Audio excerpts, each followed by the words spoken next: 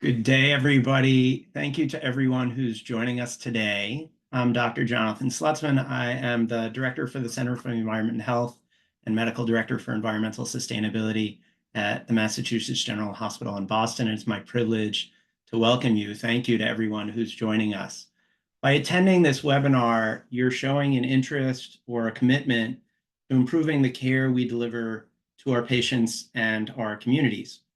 You probably know that the US healthcare system is responsible for around 8.5% of all US greenhouse gas emissions, plus similar fractions of other health-harming environmental impacts, such as smog formation and criteria air pollution.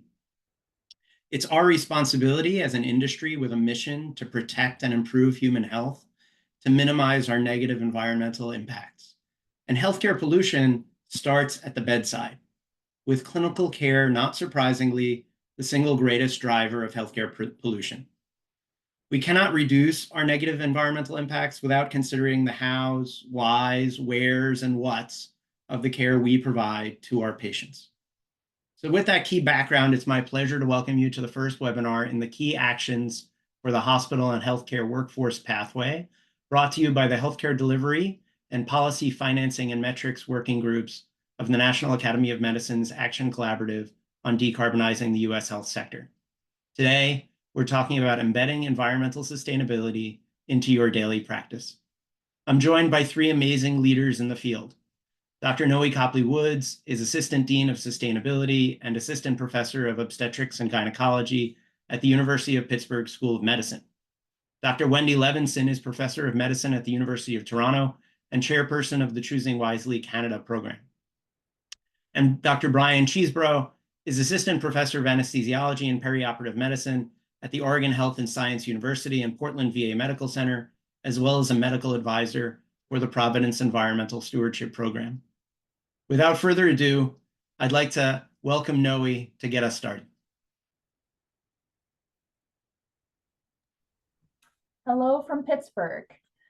Thank you to the National Academy of Medicine and to Dr. Slutzman for giving me the opportunity to participate today.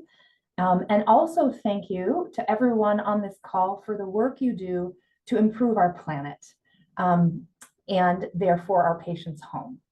I have no disclosures to report, but a salient point that I want to make in the next 5 minutes is that I do in fact get a portion of my income from the work, the academic work I do for the planet.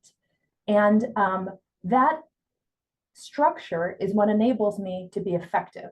And so if we think about ways that we want to incorporate sustainability into our everyday practice, my chief and first point is that having a structure that enables you to do that is what will make you most effective at pushing the envelope of sustainability at your institution. Next slide. So everyone on this call is at a different point in their sustainability journey. And sometimes it does feel like, as my fiddle teacher once said, like you're running towards the horizon. But part of the reason this path is non-linear and non-established is because it hasn't been traversed before. And so it ends up feeling sometimes lonely, sometimes disorganized. And the purpose of the National Academy Decarbonization Plan is to make this path a best practice, to make it scientifically based, and to make it less tortuous for those of us on this pathway, no matter where we may be on it. And I think about our medical training. So most people on this call have medical training or some similar type of advanced training. And these are linear pre-established paths. You know, I knew before I became an OBGYN exactly what steps I would have to take. There was accreditation, there were specific requirements, there was recertification. And I would argue, and I'm sure you agree, being on this call, that the care we take for the planet should be commensurate with the care we take for our patients. So when we think about where we are on this journey, as an OBGYN, I compare it, we're not in the embryo stage. I do think we're about midway through the pregnancy. We're reaching viability, but we have not birthed this baby. We have a long way to go to make this path more established. And that's what this journey is about. Next slide. So sometimes it helps to look at journeys that have been taken already to help us make this more productive. So the National Health Service in England is it's the largest single payer system in the world. They're the largest employer in all of Europe. And for the last 20 years, they've been successfully decarbonizing. And on this slide, I just want you to see the general categories. So you as a clinician at the bedside, sometimes these things feel like they're not your lane. But in the next 3.5 minutes, I hope to convince you they are. So this first category is the green, and that's travel. So that's your staff, and your patients traveling to the hospital. The biggest section is this blue chunk here, which is your supply chain. And that feels like almost invisible to a physician, right? As I put out my hand and I say, I need a uterine manipulator, and a magic person hands it to me. And I feel like I don't have that much to do with the supply chain. But I really do, right? I have the choice of what equipment to ask for. I have the choice to ask for reusable equipment instead of disposable equipment. I have the choice to not do the hysterectomy and instead to treat the patient with a Mirena IUD or some other medical treatment that keeps her out of the operating room. So the supply chain is our biggest chunk there. And if we look at that, the biggest chunk in there is pharmaceuticals and medical equipment. The yellow box is irrelevant for our healthcare in the US. And then that red care is what they call, the red section is what they call delivery of care. We're going to hear about anesthetic gases because this is a carbon footprint of their entire healthcare system, and anesthetic gases, which are who knows what percentage of the care we give, but vanishingly small, but very important, Dr. Chesebro. You can still see it on our entire footprint. So that's a notable area for intervention. And then the rest of these are considered, so building energy is considered sort of direct delivery of care. I think as a doctor, what do I have to do with the building energy? Well, I have to do with, so the operating room turns over air 20 times an hour. That requires a great deal of energy. What if I had a system where it turns off when my patient isn't in the operating room? That would save building energy. Next slide. So when you look at this as in the UK, so they did this over 20 years, and what they found is over that period of time, they were able to reduce their greenhouse gas emissions about 64%. My chat is blocking my thing. Let me move it. 64% per admission.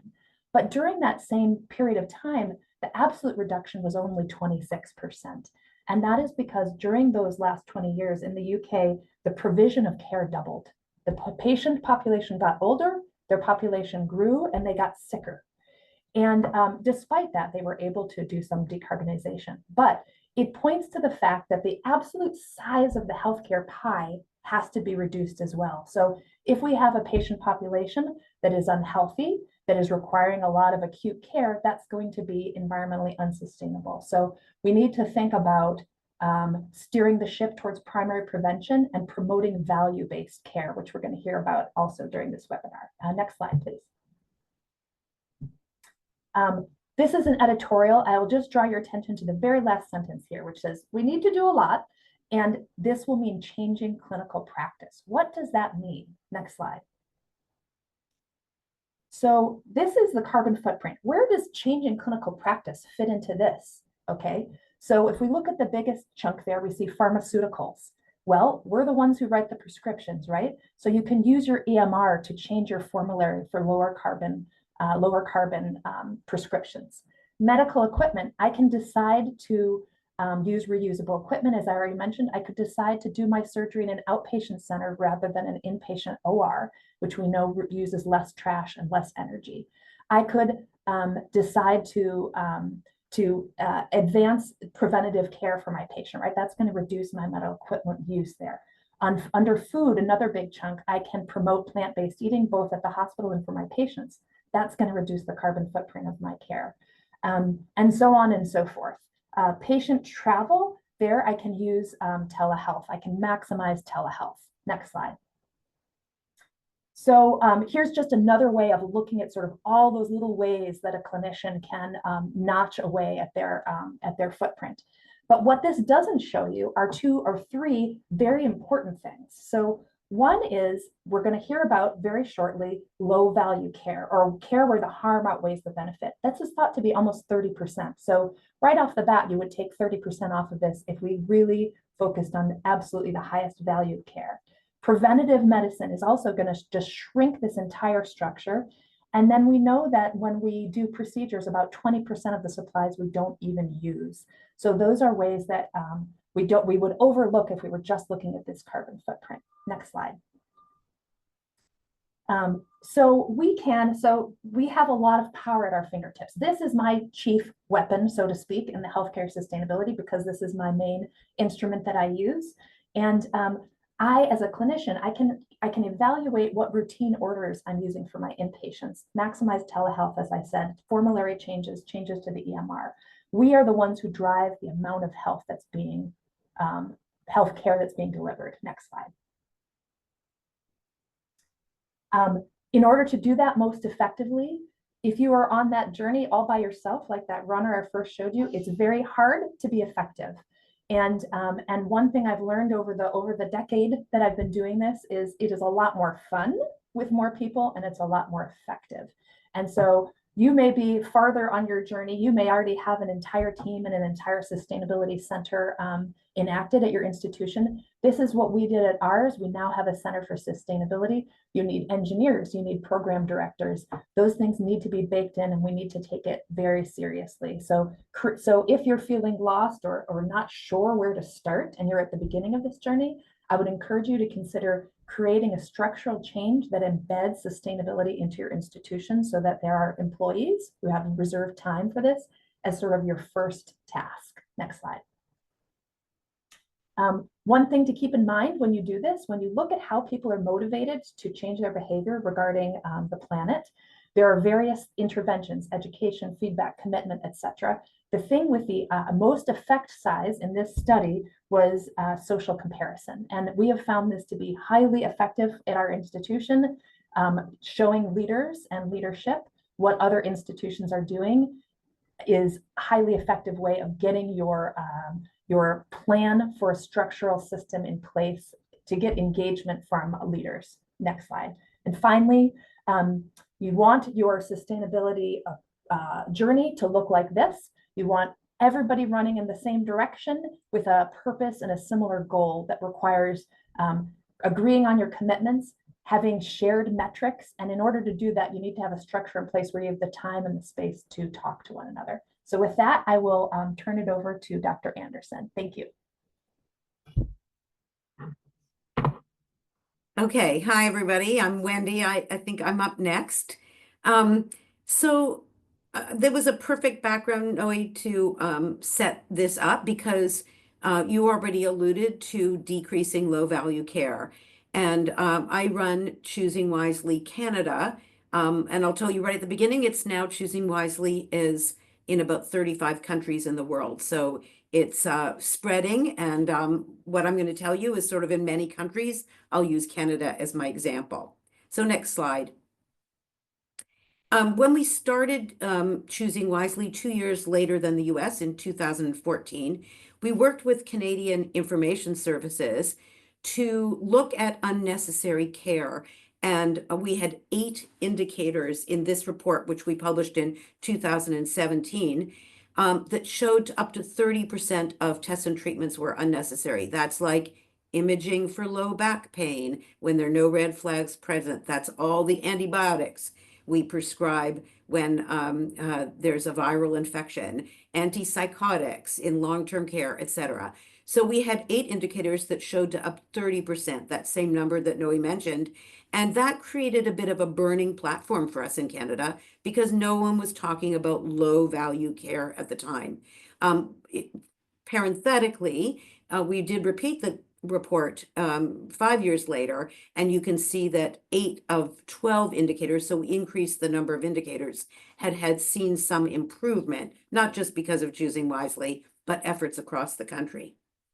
But I want to underscore that if 30% of tests and treatments we do not add value or can even harm our patients, and if it's true that everything we do has a carbon footprint, then really just stopping unnecessary or decreasing unnecessary care gets us a long way towards the journey of also decreasing harm to our environment. So the next slide. We use this slogan now in Canada, less but better. because if we do less that is low value, it's better for patients. We avoid all the complications that you all know about of unintended consequences of tests that lead to downstream other tests and complications. It's better for our healthcare system because no country in the world is going to be able to afford the aging population with chronic disease. And it's better for the planet.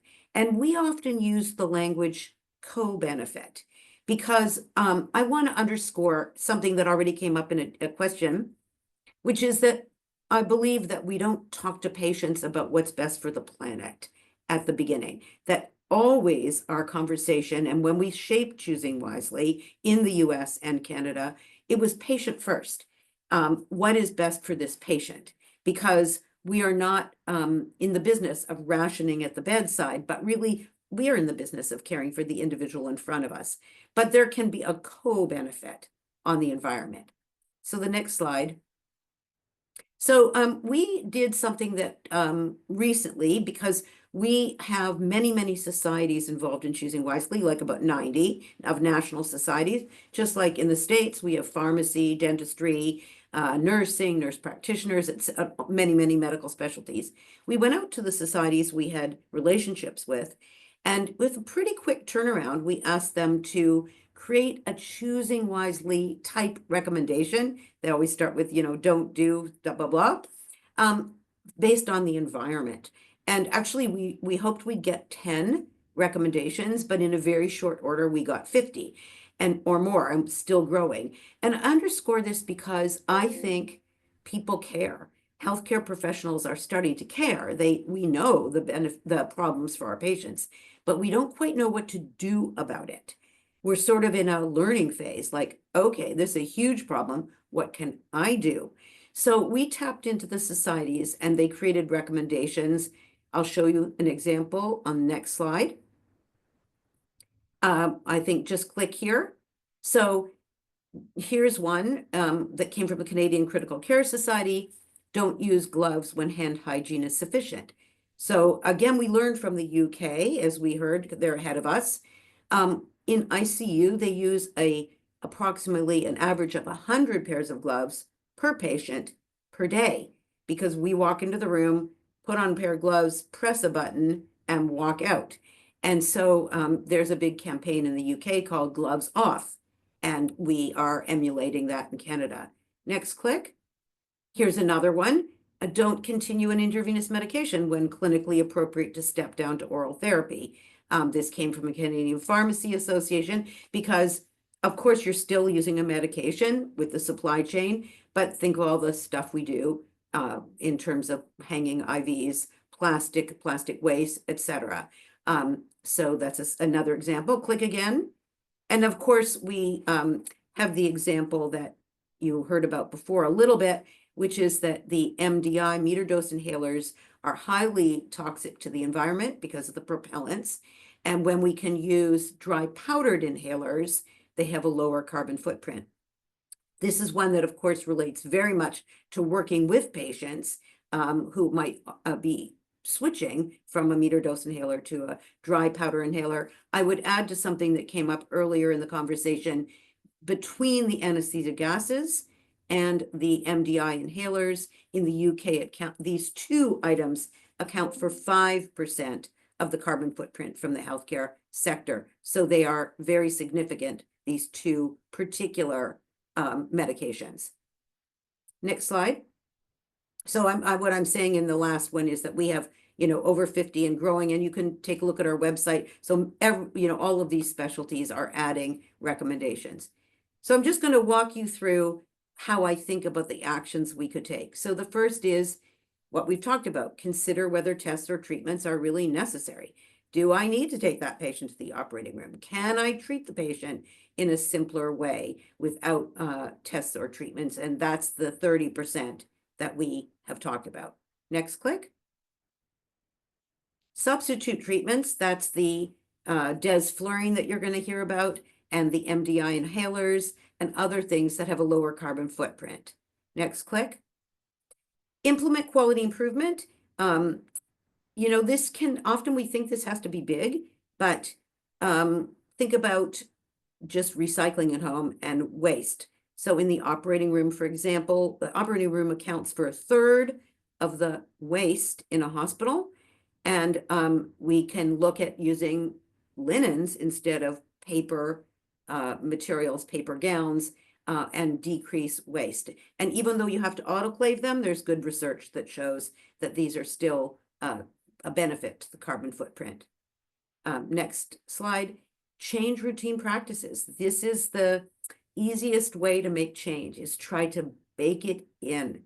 If we collectively say, well, in our unit, we're going to offer patients virtual visits whenever we have normal lab tests, or we're going to not order routine laboratory testing when it's not necessary, and we're going to change our order sets, because anything that's already automatic and doesn't have to be thought about by every clinician is going to be more effective. And last click.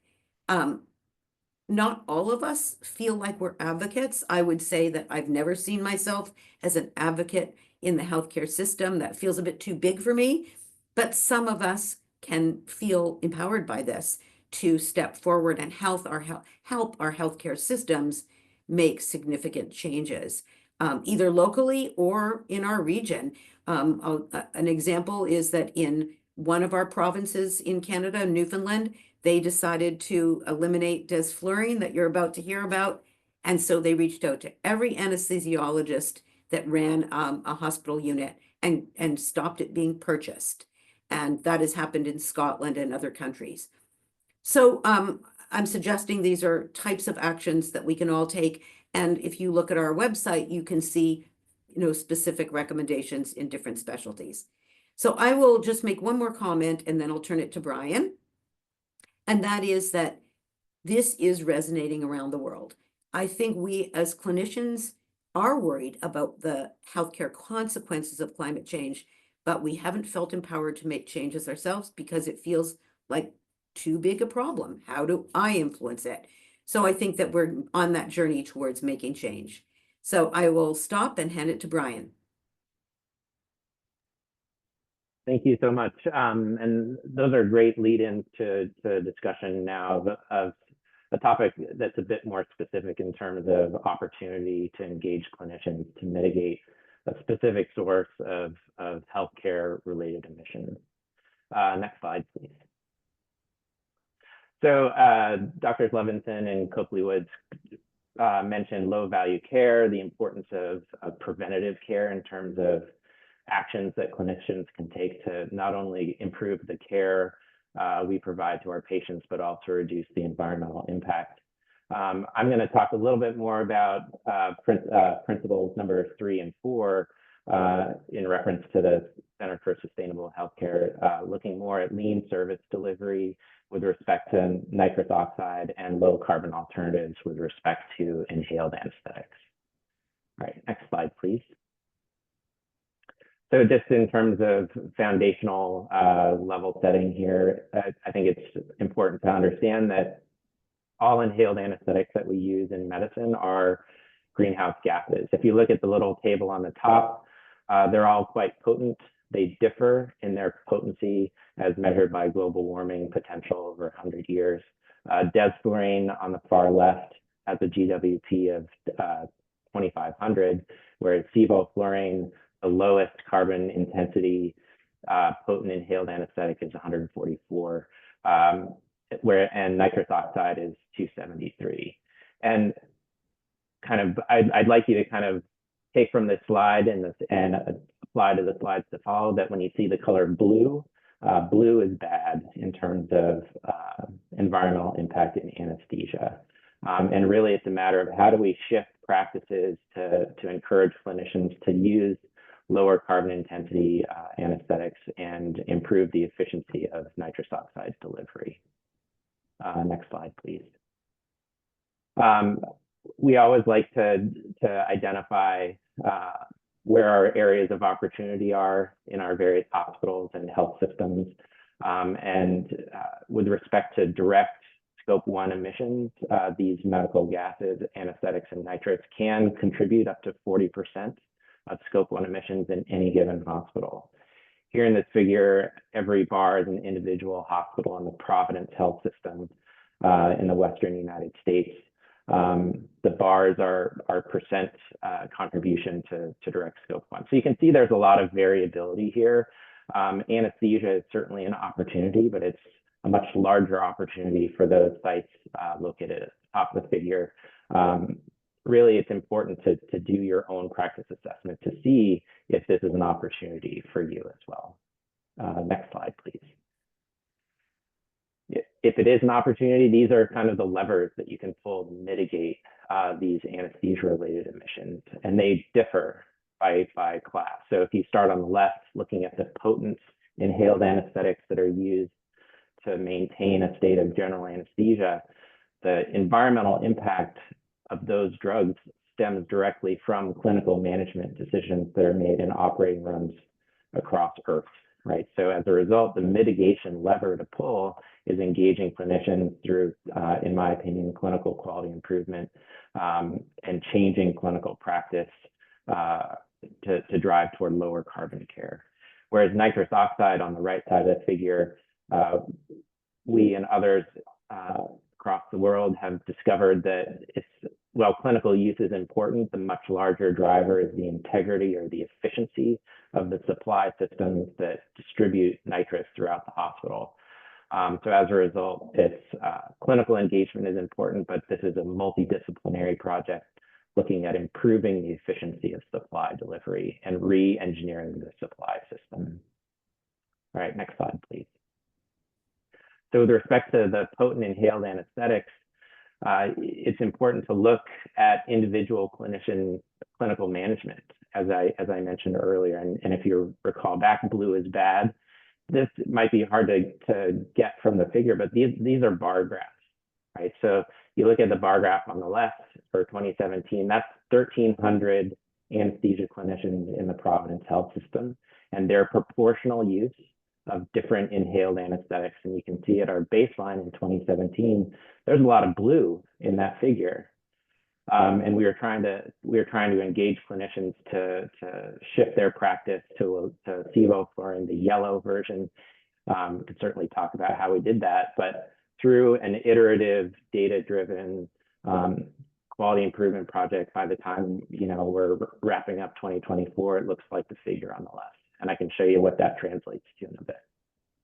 Next slide, please.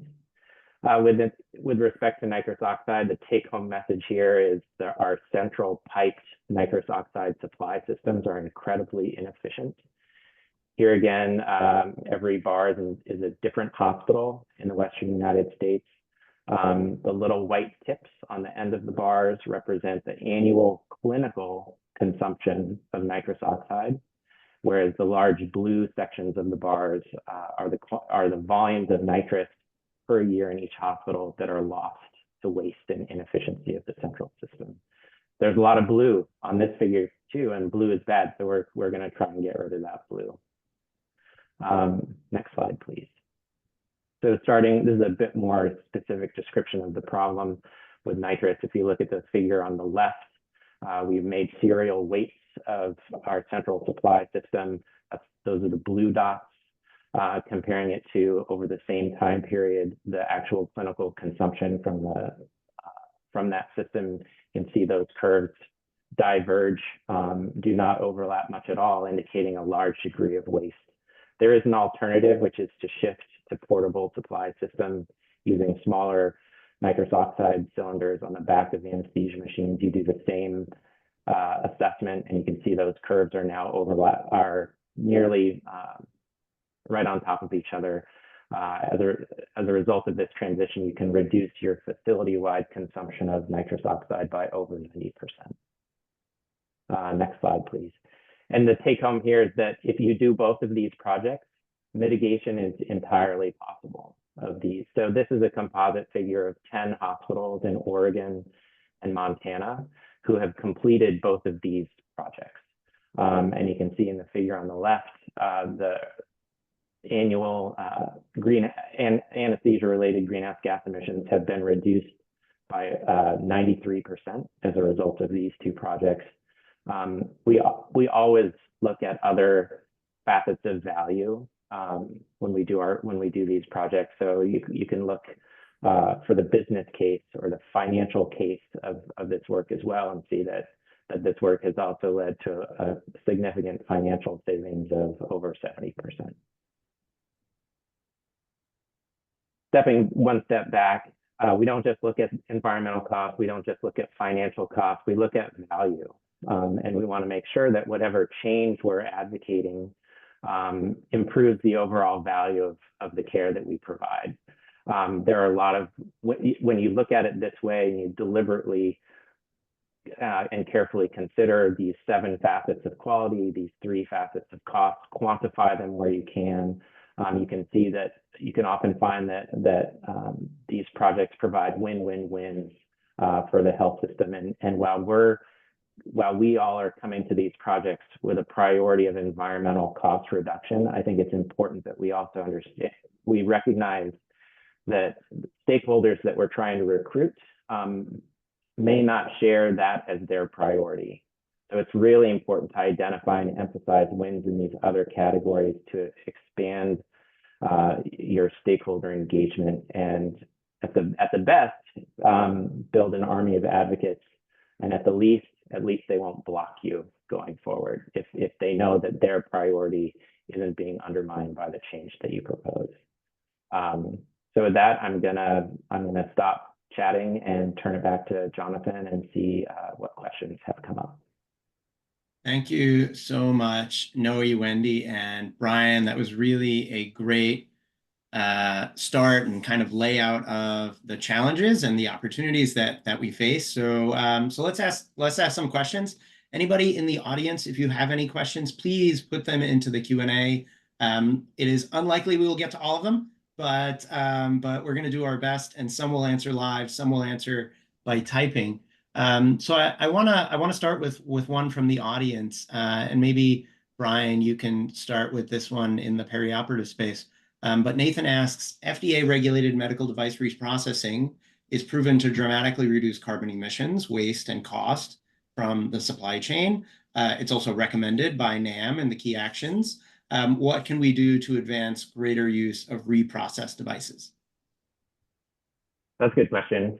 We've approached that a lot in Oregon, in the Providence Health System. We found that it's absolutely critical to engage the clinicians first and foremost to identify what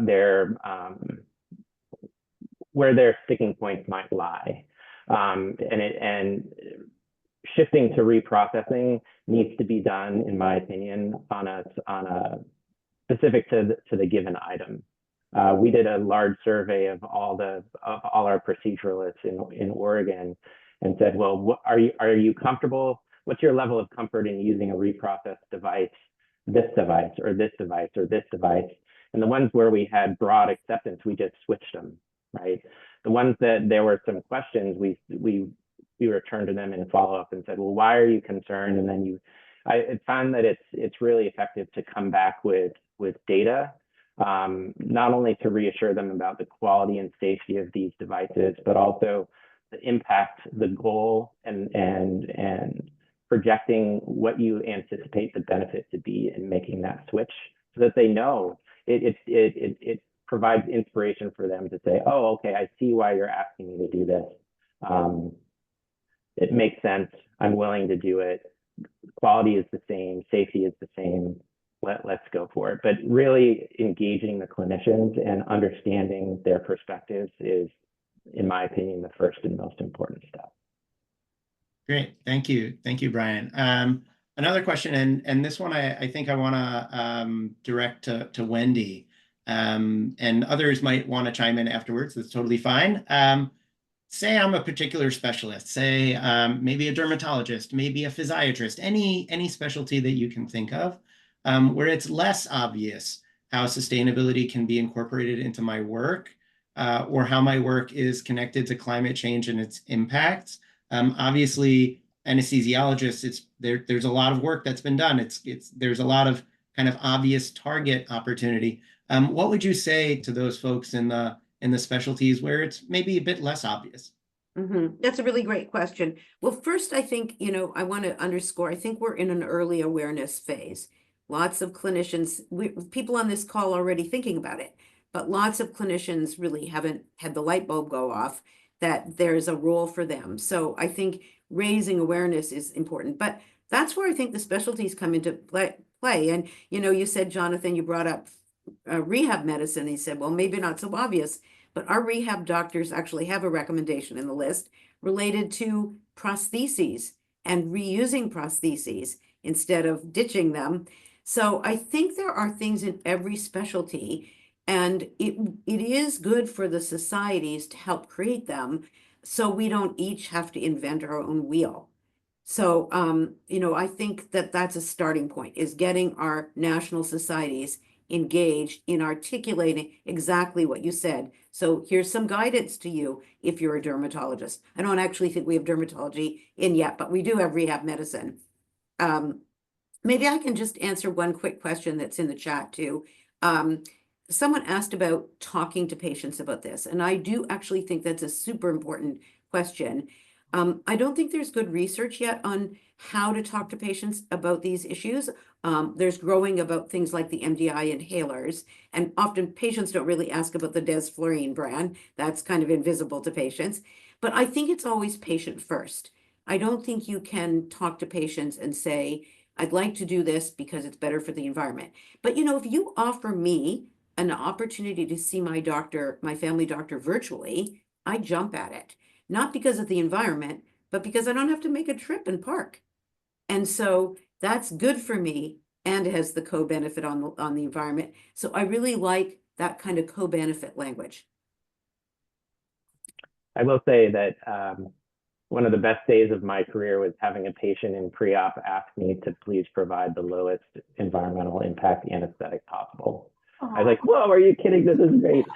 So I think, they didn't know the word desflurane. They do. Patients are starting to understand and appreciate the environmental impact of healthcare delivery, and we should be prepared to receive those questions, and because it's a priority of our patients as well. Great. I think we're going to try and get to a couple more questions. And I want to ask one to Noe, and it's one that I get from colleagues, and I want to see how you might answer them. Essentially, what we're hearing, and Wendy presented, less but better. And I think that's a really good framing. I definitely have colleagues who would say that, and I work in an emergency department. We have a lot of uncertainty. We have a lot of undifferentiated patients. What would you say to your colleagues, or to my colleagues, who are going to continue getting more advanced imaging or more testing because they don't want to miss things, or their patients really just need answers for their concerns, or they fear litigation? What do you say to those clinicians who are not maybe ready to be on the less but better bandwagon? Ooh, boy. I think that you have to think about that problem from a couple of different directions, right? So there's the individual clinician who has virtually no investment in the planet directly at that moment that they're ordering the test. So and that's one of the problems with sustainability, right? Is that all of the environmental consequences happen to other people downstream at a later date. And the only way to incentivize environmental sustainability into your practice, in my opinion, is to incorporate it into the process. So if, for example, it came to ordering tests for individual clinicians, you would want a system whereby there is a process that monitors what different physicians are selecting for their radiologic studies, and that there's a consequence to that physician. If they're ordering MRIs for every patient with back pain, there needs to be something that that regulates us. I really think in that situation, I don't always recycle. This is so here I am spending all this time trying to improve the planet, and I'll be upstairs in the recycling bins downstairs, and I go, oh, no way, I'm not walking downstairs to recycle this. That's human nature. We are always going to act in what is in our interest at that moment. Where evolution designed us to do that. That's why we're such a prolific species. So we have to use our own inner nature to our advantage. Yeah, it's a hard problem. Thank you, Noe. All right, another question, and I'll just throw this out there to anybody who might want to answer, although I have a suspicion that maybe Brian might be the best person. Thinking about clinical supply chain and helping to support your supply chain professionals in choosing better products. So your supply chain is there making sure that we have what we need to take good care of our patients, and they're out in the marketplace trying to figure out, okay, do we get product A or product B, and maybe they're clinically equivalent. Is there any kind of resource, or how can they best be able or be empowered to make those decisions of which products might be better or worse environmentally when they're making purchasing decisions? You really want me to? I'll answer that one. That's a hard question. Thank you. Okay, good. That's a really challenging question, and I think for some facets of healthcare, it's easier. Anesthesia is the most straightforward, pharmacy or supply chain decision to make. I think inhalers is the next one. It's still quite murky. It's difficult to make clinically equivalent transitions all the time. There's a lot of people and a lot more people involved than just the anesthesiologist or CRNAs. When you're looking at supplies and equipment, I think on general principle, you can say, well, reusable is usually the best, reprocessed is usually the next best, and then single use is the worst. I think within the scope of single use, I personally like to look to see, well, what is it made out of? Right, so the materials, we're not going to be able to do a detailed life cycle assessment of every widget in healthcare. I mean, a lot of them have been done, and we know a lot of concepts that we can apply, but waiting for a specific LCA for every widget, we're going to wait forever. And so I like to think about, well, what can we understand to kind of point us in the right direction when we get down to that level? And I like to look at, well, what is it made out of? Because the carbon intensity of different materials can vary, by many factors. And so something that's made out of nylon has a really high carbon intensity as opposed to something that's made out of, other plastics or paper or linen or whatnot. But in general, I think falling back to say, well, reusable by and large is the best, reprocessed single use. There is a resource called the healthcarelta.org. That is kind of the library repository of healthcare specific life cycle assessments. And that would be my first stop to look to see. Great. Thank you so much, Brian. So first, I want to thank our panelists here, Dr. Noe Copley-Woods, Dr. Wendy Levinson, Dr. Brian Chesebro, for really making this webinar possible by sharing their expertise, their skills, their knowledge. I want to thank all of you for joining and attending. And a preview, the webinar series will continue in 2025. Please stay tuned for an announcement on the dates, which will be set soon. But we look forward to seeing you more in the coming year.